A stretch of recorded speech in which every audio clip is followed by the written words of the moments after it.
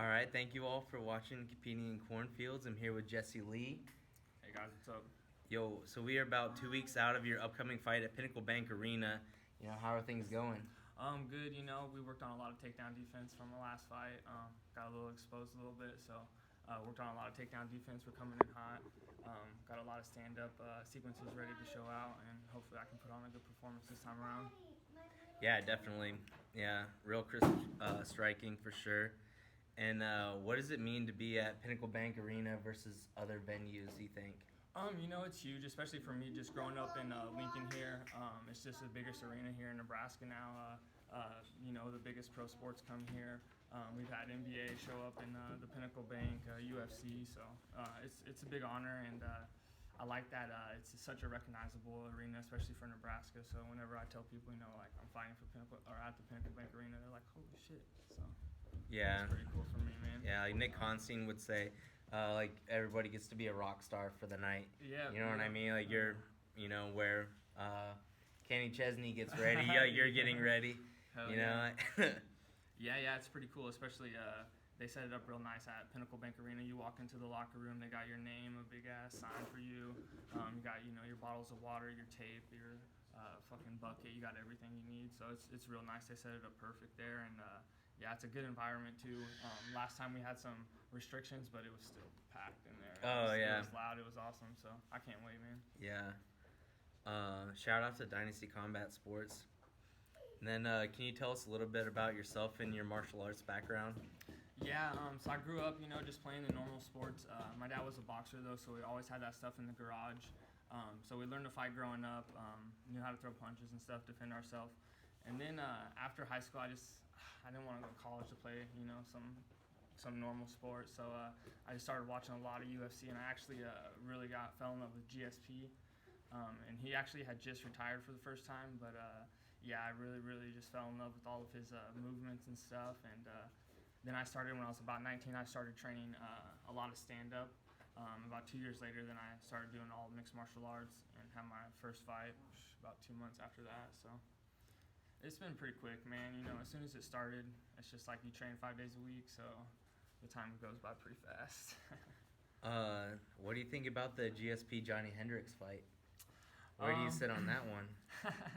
I think GSP won both fights, man. He did get beat up a lot, but just like with the Diaz brothers, they get cut up every single fight, He looked pretty bad, but I think he still controlled the majority of the fight. He controlled where it took place. He did decent big shots coming in, but I think he won both fights. But yeah, man, huge fan of Johnny Hendricks. Yeah. Shout out to Johnny Hendricks. Yeah. He's a Dolce Diet athlete, so. Oh, nice. One thing I remember about that fight, I remember being controversial, but I remember Johnny Hendricks being sponsored by Corn Nuts. I'm like, what a kind of crazy sponsor, just kind of random too, and kind of redneck. So I'm like, that's pretty cool. My favorite one was the dude wipes on everyone's butt. It said dude wipes. Yeah. Yeah, no, that's pretty good. Amongst so your certifications, you mentioned Mike Dolce. What all do you have going on as far as certifications and things that you've studied? Yeah, so I'm Dolce Diet certified coach and weight cut management coach. I did that October of last year, and then after that I jumped into Daru Strong Performance, which is it's technically like an elite athletic strength and conditioning coach certification. So I'm finishing that up now, and me and my wife have started the Most Wanted Method business. So we're just helping most people just lose weight, get into shape, kind of pushing all the lies and bullshit away from the diet and exercise stuff for them. So it's really comprehensive knowledge in the Dolce diet as far as nutrition. So all my weight cuts go pretty smooth. So I like it a lot. That's good. How can somebody find more out about the Most Wanted Method? Yeah, you can look us up on Instagram at the Most Wanted Method or Most Wanted MMA. We have a website too. It's on there. You can click on it. Just shoot us an email, send us a DM on Instagram. Our phone numbers are on there as well. So yeah, just reach out and we can help you with meal plans, strength training, just about anything you need for health and fitness. So you were talking about taking some of the BS out of there. Does anything come to mind that some people that you work with maybe might be doing to try their diet, but it might be BS in your mind? Yeah, so a lot of the stuff it's kind of fading out, but keto is like a really bad example because it's a medical diet, so it has its spot for people with like epilepsy and stuff. There's a very little population that'll benefit from it. But to be in ketosis, you have to take in less than 50 grams of carbohydrates per day. And our brain needs about 150 to function properly. So that's just one. And we're glycolytic beings. Our muscles are filled with glycogen. They get filled with sugar so we can burn them off. And to completely cut out carbohydrates is a really bad thing for your diet, especially if then you ever want to introduce carbs again. It's going to be really hard for your body to process those and get those through your system good. So that's a really, really bad one. Intermittent fasting, I mean, what does that even mean? Because I eat about 2 hours before I go to bed, like most people probably, and then I sleep for about 8 hours, and then I have about an hour and a half to 2 hours before I eat breakfast. That's about 14 hours. So am I intermittent fasting, or am I just going to sleep and waking up and eating? So I think that's weird too, but they put these keywords and stuff in it so that they get clicks, and it's just really weird. Keto and paleo, they have no portion control, so you can't eat butter. Yeah, you just can't eat whatever cheese. You want. Yeah. Just crazy cheese. Crazy amounts of these foods, which is all bullshit too. So yeah, there's a lot of BS out there. I hear that. I mean, you would probably subscribe to somebody maybe going low carb, but maybe not necessarily keto? Yeah, and it's not even about the low carb; it's about the right carbs. Like all vegetables have good carbohydrates in them. Fruit has good carbohydrates in them. If you have 2 cups of blueberries, you already are out of the ketosis zone. Oh, so yeah. If you have 2 cups of blueberries in a day, are you unhealthy? No, but keto would be like it. Right. So, yeah, you're kicked out. So yeah, just getting the right carbohydrates. Sweet potatoes, white rice. We do a lot of quinoa. That's a great one. Just kind of stuff like that instead of like McDonald's French fries and a white bread with fucking butter and stuff on it. Stuff that says enriched in it. Mm-hmm. Even if it's like enriched brown rice, right? Yeah. I remember Nick Norris pointing that out to me, and I was like, enriched brown rice. I'm eating brown rice. I'm healthy. Nope. It's actually crappy brown rice. Yeah. Yeah. The more processed they do it, it's just getting away from what it is, So. Yeah. No, I hear you. So if you had one piece of advice that you would tell to like your beginner striker or maybe your average striker that you have thought as helpful lately, what might that be? For like beginners, I would say get your feet under you first. Like if you're just starting out, develop your own rhythm and timing, shadow boxing. Set a 30-minute timer and try to go the full 30 minutes with a good breathing pattern and good shots. And then mix up your levels.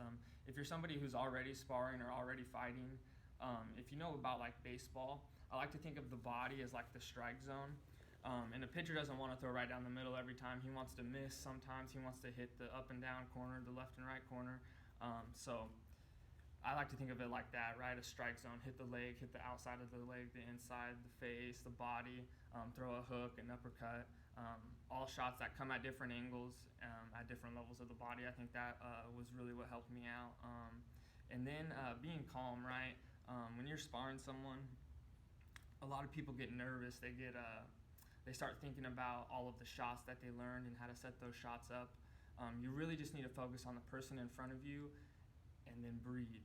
And then focus on when they're coming forward, you have to keep that same distance. And if you can keep that same distance, then you can throw punches while they're coming at you or while they're backing up. And I think that's really helpful. That's a little bit more advanced, like if you're starting to spar and fight. But if you're just starting out, get that good rhythm, get that good cardiovascular system of just throwing punches over and over and over in good rhythm with your feet under you. So does this sound right or not? Like you said strike zone, and that kind of makes me think like somebody has their hands up. They basically like have their hands like around here, right?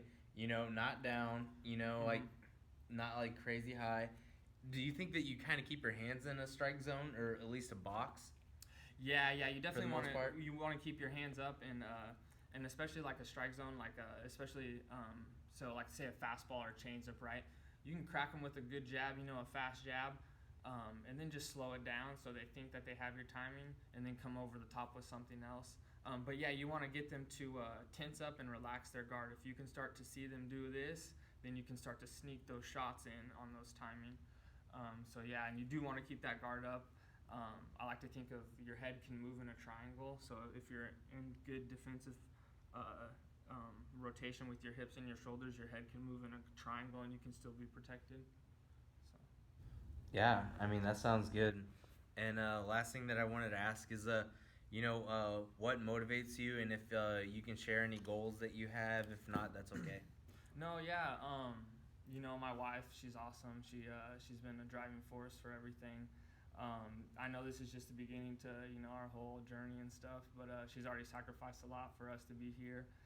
My son, like I said before, like before I had him, before we knew he was gonna be here, I never really wanted kids. I just wanted to play it cool like that, and but since he's been here, he's put another drive in me, another motivation, and it's easy to wake up, at 5 to get that conditioning in now. So I feel like since he's been alive, I've grown as a martial artist like tremendously. It's not so hard to get up, like I said, at 5 a.m. to put in those 3 days, 3 days, and just work, man. Some goals I have is I really want to fight in one of the biggest organizations, whether it be Bellator, UFC, One Championship, Ryzen, something like that, PFL.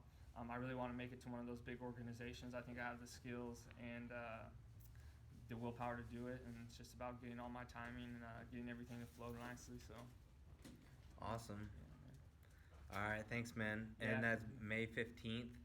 May 15th, Pinnacle Bank Arena, boys. All right, thanks a lot.